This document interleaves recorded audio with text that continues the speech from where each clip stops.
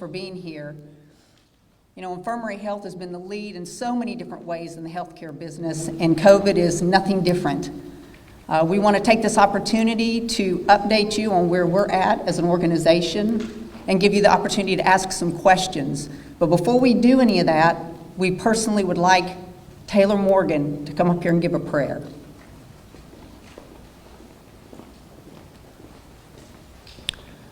Let us pray. Dear Lord, we just ask for your presence to be with us in this difficult time. We ask that you be with our patients who are coping with COVID-19 and with their families. This is a scary time for them. May they know of your comfort upon them and of your presence. And Lord, we ask that you be with our physicians, be with our nurses, be with all of our medical staff that are working with these patients at this time. May they know of your comfort and of your strength because they need it. And just continue to be with our leaders. I know this is a stressful time for them as well, making decisions, important decisions on behalf of Infirmary Health. May they know that you're walking with them and give them strength as well. Amen. Good morning, everyone. I'm Mark Nix, President and CEO of Infirmary Health System. Thank you all for coming on such short notice. Taylor, thank you for the prayer. We all need it. A lot of people in our community need it. And the reason we're here today is to not only to create some awareness about the current situation we're in, which is at a crisis level in our communities right now, but all along the Gulf Coast in particular, but also to thank our healthcare workers, not only our healthcare workers across our city, of all organizations, but across our state and across our nation. But in particular, I want to thank the healthcare team here, the Infirmary Health team, for what they have done, because today we are at the third time since the pandemic's has occurred and been declared that Infirmary Health System is the leading caregiver across the state of Alabama for the number of inpatient COVID patients. This happened in July of last year when we first saw the wave of the pandemic come along the I-10 corridor from New Orleans. It happened again in January when we had a crisis with a number of deaths of our elderly and our nursing home patients, and it's happening again today as Infirmary Health now has over 300, and we have had for a couple of days, over 300 inpatient COVID patients in our 3 acute care hospitals. Now, Mobile Infirmary has been the leader in care across the nation. A couple of times UAB or Huntsville have treated more people, but we probably have more experience because our physicians have seen more, our team members have seen more, but that's starting to put a stress on our team members and our physicians. And we need your prayers for them, and we need your recognition for them. When we first had this crisis came out, there was a lot of support for our team members, a lot of support for our physicians and our nurses and all of our caregivers. And people were doing, vigils in the parking lot and prayer vigils and food recognition and gifts to our employees. The third wave around, everybody has COVID fatigue, and they are no exception. They have COVID fatigue as well. And it's time for us to start thinking about them again, recognizing them, and understanding the stress that they're under. Today, we have over 160 employees of our own team members that are out with COVID. We have over 650 open positions because of the number of people that have retired or they've gotten fatigue of working COVID or working 12-hour shifts, taking care of other people in our community. So today, of all of those people that are in the hospital, the vast majority of them are unvaccinated. So this is also not only awareness, but it is an appeal to those of you that have not been vaccinated to please reconsider it, because it is not just about you and your families and your employees. The stress on the healthcare system today is starting to limit our capability of doing other things that we were doing before the pandemic was declared. The EMS response times are slower because there is very, very difficult to get patients in the hospitals, and we're going to hear from our hospital presidents. So please consider the vaccination. Please do us a favor and thank a healthcare worker, thank a physician for all that they're doing to try to save our community's health and get us beyond this pandemic so that we can move forward. So now I'd like to introduce Susan Boudreau. Susan is the president of Mobile Infirmary, and she's going to give you a little update on specifics of the hospital itself. And later on, we're going to take questions at the end of the announcements. Good morning, everyone. Thanks so much for taking the time to be here and help us get our message out to the community because it's so very much needed. I mentioned just a minute ago to the mayor that I remember being in this very same spot in early December, and that's when our vaccinations hit. And we're at that point, the emotion in December is very different than it is today. In December, we were thrilled because it was the first time that we had something to help our patients fight this terrible, terrible disease. And so we thought it was like manna from heaven. Finally, we have some help that's arrived to help our community. Well, today, we're in worse shape than we've ever been. We are suffering our fourth surge of COVID inpatients at our hospital at Mobile Infirmary. We carry on average around 500 patients every day at the hospital. Mobile Infirmary is the largest non-governmental hospital in the state. As Mark mentioned, we've been leaders in the state during this entire pandemic because we have a lot of capacity and we have a lot of people and we're here to serve our community, and that's what we do and we're happy to do it. So just to give you an idea of how it's impacted our hospital so quickly, on July the 1st, we had 8 COVID inpatients in our hospital, and none of those patients were on ventilators. Today, which is about 6 weeks later, we have 202 COVID inpatients. About 25 of those are on ventilators, and more than that, probably about 30 are on either high-flow oxygen or BiPAP, and that's really the next step. The next step is you get on a ventilator if you don't get better during that phase. And so we have seen a tremendous surge. It has overwhelmed our staff, our physicians, and really those, we've talked about heroes, and they were recognized as heroes early in the days, but y'all, they're still here and fighting, and it's hard on them. They see people suffering and dying. We had a 23-year-old patient die this week in our hospital, unvaccinated. It's tragic. And we just don't feel like the world understands what's really happening behind our walls in the hospital. I would say that I'm vaccinated. I'm happy to be vaccinated. Got it as soon as my age group and my opportunity came open. My entire family is vaccinated. I encourage everyone I know to get vaccinated. We know it works because we know that 80 to 90% of the patients in our hospital are unvaccinated. So that tells you in and of itself that vaccinations work. And we know that masking works. We've been wearing masks at Mobile Infirmary and through all our hospitals since March of 2020 because masking works. Our employees haven't been sickened by COVID patients in the hospital. When they've gotten sick with COVID, it's because they've been out in the community and maybe not masking like they should be. But we know we have our own little experiment within the hospital, and so we know vaccinations work and we know that masking works. Unfortunately, we're having to close some of our services that we normally offer to the community that are important for our community, like our geriatric psych program. We have to move those nurses to the COVID unit. We're suffering staffing shortages. We've had to postpone our inpatient elective surgeries. People need surgery, and we want to be here for our community. But we just don't have the resources to take care of 200 COVID inpatients, and then, the balance of the rest of the patients still need help. And our ERs are full of patients that need help, not just with COVID, but for heart attacks and strokes and accidents and all the things that happen to people that bring them to the hospital. Very much appreciate you being here. I reiterate what Mark said. Please pray for our staff and our physicians. They have been the leaders in this pandemic since March of 2020, and they really deserve all the recognition and all the prayers you could give. Thank you.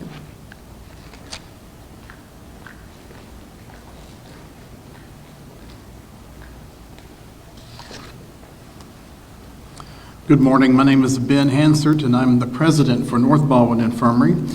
And like Susan Boudreau at Mobile Infirmary, we have also had a drastic change in our census at North Baldwin over the past 6 weeks. North Baldwin Infirmary is more of a community hospital. So we only operate 58 beds in our community hospital there in Bay Minette. And we generally run an average census of about 20 to 24 patients at a time. Well, now we're running at about 50 patients, average census on each day. We have 25 med-surg beds, and all of them are full. Majority of them are for COVID patients. Our ICU, we have a 5-bed ICU. They're all full. Every patient in our ICU is on a ventilator. Our emergency department, we have 15 bays. Out of those 15 bays, this past weekend, 11 of them are housing patients with COVID. This puts a tremendous stress on our hospital and our staff, especially for a hospital our size that wants to serve our community and our surrounding areas. People have asked, well, are you doing elective surgeries? No, not now, because we're having to use the space to house patients. And so when they look to see that we have beds available maybe in one area or another, well, can't we do outpatient surgeries? They don't have to stay in the hospital. Well, we would, but our nurses are being needed in other areas. Now our recovery room nurses are doing monoclonal antibody infusions. So it's taking all of our staff just basically to support the patients in our community with the COVID response. And they want to. And their heart, and they're passionate, in their heart, they're very passionate about the care for their community. So right now we are currently 24 patients in our hospital that are COVID positive. So basically 50% of my hospital is positive for COVID, for inpatient. And that's a big percentage for our size of a hospital. Out of those 24 patients that have COVID, 7 of them are ventilated. Out of those 7, all of them were unvaccinated. And for all of our COVID patients, approximately 90 to 92% are unvaccinated. So the vaccines work. I am personally vaccinated. My entire family is vaccinated. And we're glad to be a part of the process to get this whole COVID pandemic behind us. So as Susan Boudreau mentioned as well, please continue to pray for our staff. They are so passionate about the care they're giving. They want to be there. They don't want to go home, but they are tired. But none of them are giving up. And we appreciate them, and we thank our nurses, and we thank all of our physicians. And some of our physicians have even stepped up, and that usually do not work in the hospital, they just work in their offices. They have come in over the weekend to help provide care for our patients in our community in Bay Minette. So we thank all of our physicians as well for supporting us and helping us to get past this current spike in COVID cases in our hospital and our community. So thank you so much for being here today. We appreciate your time.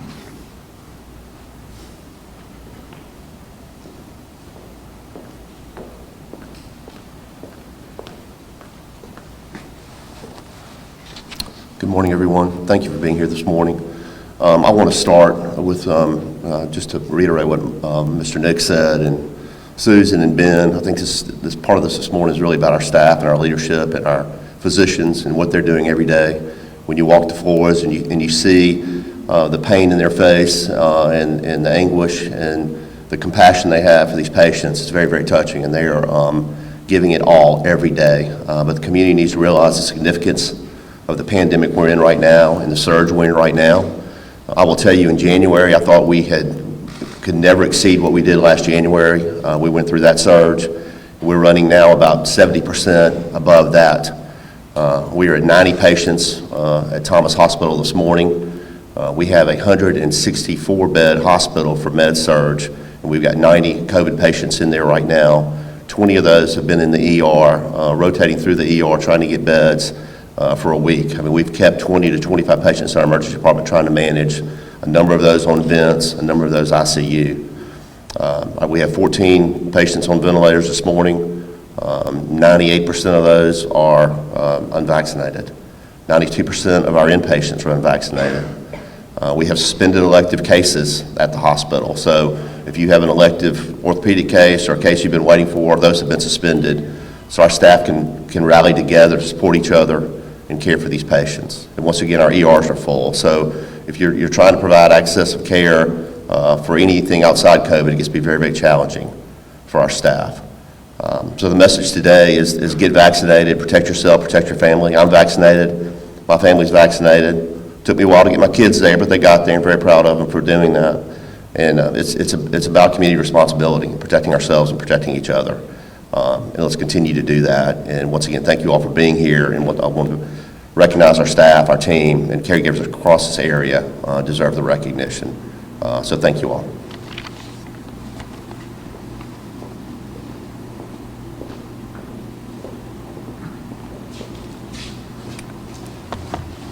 Yesterday afternoon, I had an opportunity to have a conversation with Mark Nix, and Mark explained the situational crisis that the infirmary and all of our healthcare providers are in the city of Mobile right now.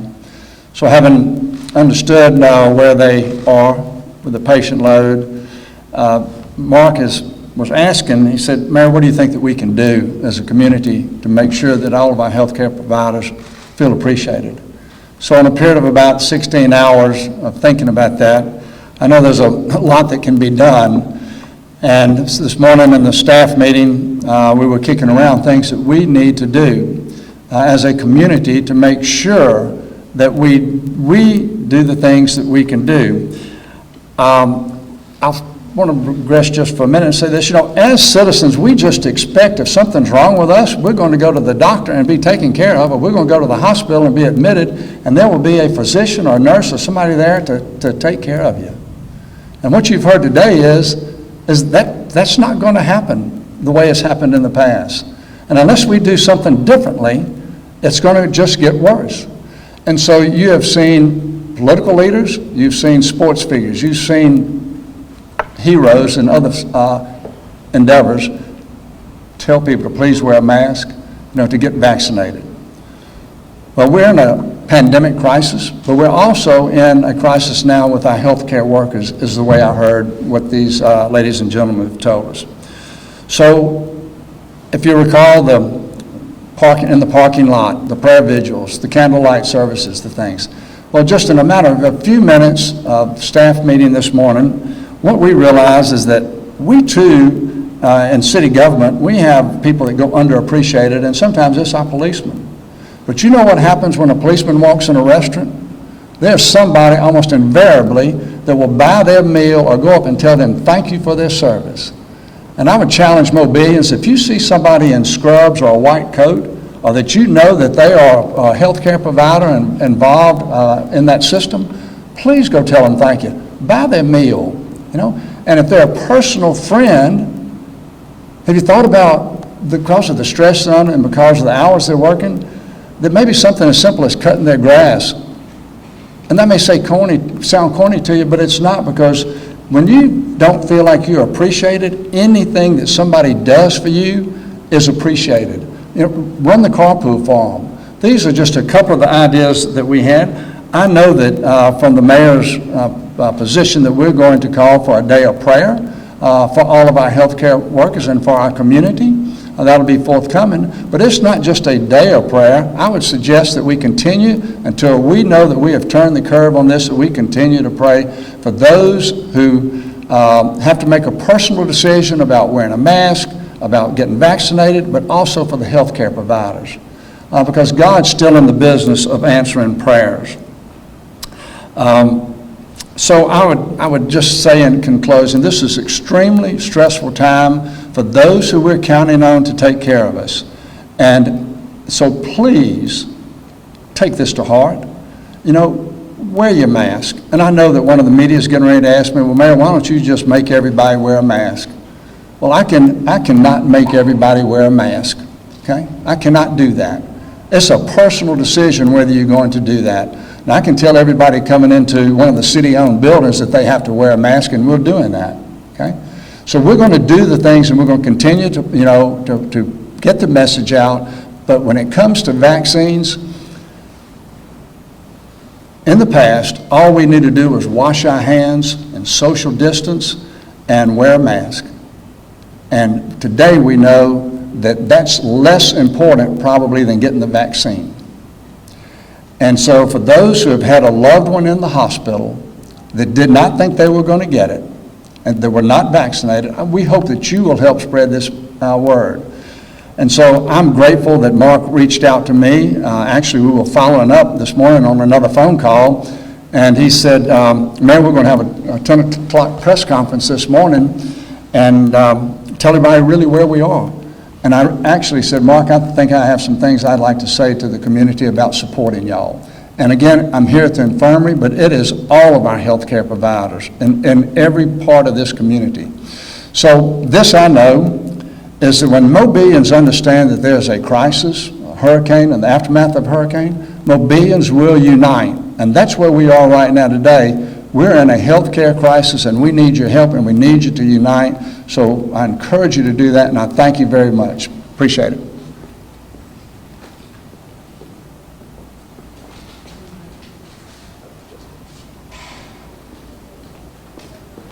Okay, let's go ahead and, if y'all have some questions. Do y'all have any questions for our leaders that are here today? Okay, which leader? I've got a question about the whole system. Okay, okay. Are employees in Infirmary Health required to get vaccinated, and if not, why?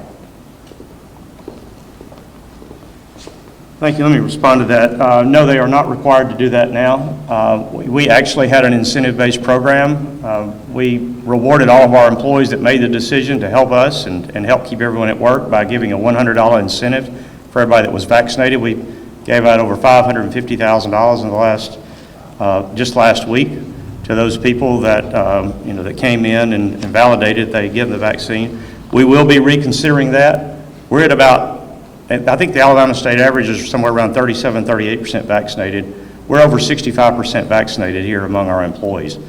So we're well ahead of the curve, double what everyone else is doing. Part of that's through the incentive. When the emergency use authorization is lifted, which is fully expected to happen within the next 2 weeks, you're going to see employers and others start to mandate vaccinations.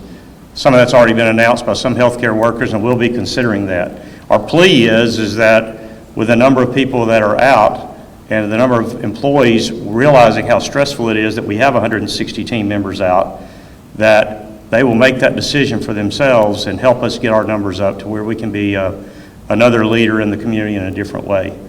And I would say this one thing about the vaccines is, I know it's very political and I don't really understand everyone's politics about it, and it doesn't really matter. But if we looked at this disease like if we looked at polio and smallpox, the way that people look at COVID-19, we'd be pushing around a lot of our children in wheelchairs, because we send them to school to get vaccinations for measles, for smallpox, for all the things that we've historically tried to eradicate from our planet and done a pretty good job with it. But for some reason, this one just doesn't hit home. But you look at the number of deaths, not only in our community, but across the state, the nation, and worldwide, it just doesn't make sense that people won't want to put political things in front of your own safety of your family and things. So I want you to consider that the vaccine, one day we're going to look back at this and say, what was this generation thinking? Why didn't they do what our forefathers did and eradicate polio or eradicate smallpox for developed countries? So, I don't know who would want to take this, but you guys, all of the folks who spoke today painted a very grim picture about how you guys are dealing with this latest surge. If this continues, I mean, you guys are going to run out of beds, you guys are going to run out of staff to be able to handle patients. I mean, if that continues, could more people die if people don't take this more seriously? well, absolutely. The challenge is that we were a pretty full hospital and a healthcare system before COVID, and we've had to, we now have more employees out. We've had more employees retire. They don't like the working conditions, the stress of it. They're worried about their own safety. And this is a nursing shortage across the nation. This is a crisis. And it's not only that, but your response times, as I mentioned earlier, from EMS, they're sitting in our hospital bays and ERs with patients in them. We're having a hard time when we're converting 75% of our ER beds to holding patients. So when people start coming in for what they always came in for, whether it's an automobile accident, whether it's a cardiac event, or whether it's a neurological event or a stroke or whatever that is, our resources are now being strained, and at least half of those resources are being dedicated to something that roughly 85% of the people representing that 50% of care are unvaccinated. So we really need to stress this, is that it's not just COVID. It's every other service line, and now, as you've heard, just as they have in Huntsville and they have in Birmingham, we are suspending elective surgeries for at least a month to try to get our get our resources back together and take those caregivers and nurses out of those critical areas and put them in areas to take care of COVID patients. So yes, it has definitely has the risk of doing that. And this is not just us, and we're here to thank healthcare workers across our community and everywhere. But we were on a call yesterday with the Alabama Hospital Association and the Southwest Council of Hospitals, which includes pretty much hospitals all the way up to Washington County, Mobile, Baldwin County. Every single person is in this same position. And there was one hospital, a rural hospital up in Washington County, that the closest bed they could find for a patient that had a GI bleed but with COVID, they transferred that patient to Florida. And we're going to start seeing there is no capacity along the Gulf Coast. This is true. I talked to people in New Orleans, Ochsner is full. I talked to people at Singing River and Ocean Springs, they are full. I talked to people at Sacred Heart, they are full. So when we get full everywhere, there is no place to go. And we're going to be trying to find places that we can ship, patients to other areas outside of where they can be around their families. So it's a very detrimental time and a stressful time on all of our workers. Yes, sir. I know there's been some reports in Mississippi about bringing in, contacting the federal government to come in and provide assistance, temporary medical facilities being set up, and whether it's parking lots or outside tents and stuff along those lines. How close are you moving, is this area close to moving in that direction? Is that under consideration? Well, I think I speak on behalf of hospitals in Mobile because we've talked to all of them. We would prefer the resources be given to someone that has been treating this. We kind of know what we're doing now. We're 15 months into this. I'm afraid if we come up with a federal government and they place a tent in the parking lot, where are they going to get the resources that we can't get? Everyone in this nation, every hospital system is looking for nurses. Unless they have an inventory of nurses somewhere that we're unaware of, the most likely thing that's going to happen is they're going to be trying to get our nurses from our hospitals in our community and within our system to go work these emergency room tents. So we're supportive of help, but what we really need is we need some places other than inpatients, like the therapies that we're talking, the antibody therapies. You can give those in non-hospital settings. So we would love the assistance from the health department or from the feds to start doing these antibody therapies, which keep people from being hospitalized. If we can keep them out of hospital, I think we can handle it. So yes, we need resources, but I'm concerned about the level of care that you get when we start establishing tents in parking lots, and where do you get the employees? And again, I think talking to all the hospital systems in our area and nearby, they would prefer the resources be directed to us where we're already experienced in working on this. Is Infirmary Health among the higher hospitals with COVID hospitalization? It's the highest in the state of Alabama right now. This is the third time it's happened. It happened in July, it happened in January, February, surge, and it's true again. I think UAB is somewhere around half the population the Mobile Infirmary has of COVID units. And we saw this before. The surge has typically started, the last 3 times, it has started along the Gulf Coast, and then it has moved inland. And so we've been talking to the governor's office, we've been talking to the state health officer. They're watching what happens here because of the crisis and the number of beds and personnel, but they're fully expecting this to happen in Birmingham and then on up into Huntsville. And it's going to happen that way across the state. As Susan said, we thought we were over the worst of it. We had North Baldwin and Thomas, I think, got down to actually either 0 or 1 or 2 patients, and 8 here. And now we're higher at every location than we ever have been. Urgent cares are busy, hospitals are busy. Where should people go to get tested? I mean, are you guys planning to open up any? I know it was always said from the beginning 15 months ago that, treatment's the same whether they need to go to whether they have to, or if they're severe enough, they have to go to the hospital, obviously, to get treatment. But are you guys planning to open any drive-through testing sites for folks so that they know that they are positive to stay out of the community? Right, that's not the plan right now because of we may have to end up doing that, but we're so stressed on other resources. Testing is readily available. It's available across the community. Urgent cares, there's all kinds of places you can go get tested. But my challenge would be, what are you going to do if you go get tested? You can go get vaccinated and avoid getting COVID or have a high probability of it, or you can go get tested for it. And personally, I don't think that, and our healthcare professionals would tell you this, I'm not sure we can mask our way out of this. But we do know that vaccinations work. So we can't vaccinate our way out of this. But if you're wearing a mask and just hoping that you don't take it off at the wrong time around the wrong family member at the wrong dinner table and that you don't get it, the odds are you're going to get it. It is in our community and it's prevalent.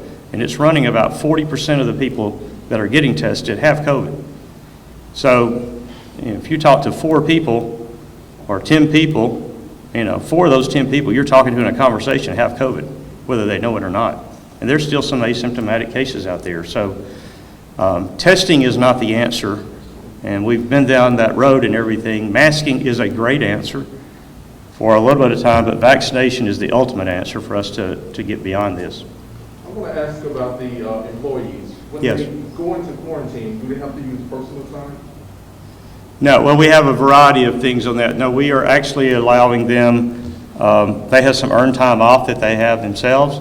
So we will use a couple of days of their earned time off to do that, and then they will go on to a workers' comp plan if they, because if they've contracted the virus while they're working with us, and we can identify where that was.